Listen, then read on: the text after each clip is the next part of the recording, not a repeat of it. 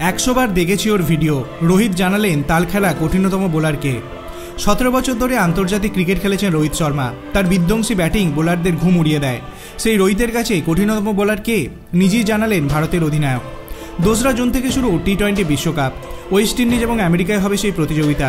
এখন আইপিএল খেলতে ব্যস্ত রোহিত, যদিও তার দল মুম্বাই ইন্ডিয়ান্স ইতিমধ্যে প্লে অফের দৌড় থেকে ছিটকে গিয়েছে।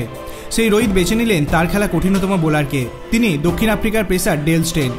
265টি আন্তর্জাতিক ম্যাচে যিনি 699টি উইকেট নিয়েছেন। 16 বছর খেলেছেন দক্ষিণ আফ্রিকার হয়ে।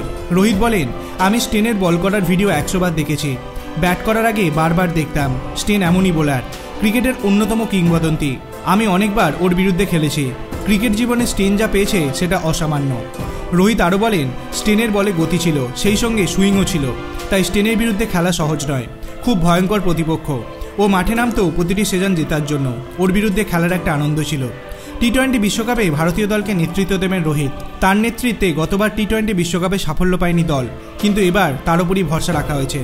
আপনার কি মনে হয়, রোহিত শর্মার নেতৃত্বে ভারতীয় দল কি 2024 টি-20 বিশ্বকাপ জিততে পারবে? আপনার অভিমত আপনি কমেন্ট সেকশনে জানাতে পারেন। ভিডিওটি ভালো লাগলে লাইক করবেন, চ্যানেলটিকে সাবস্ক্রাইব করতে ভুলবেন না। ধন্যবাদ।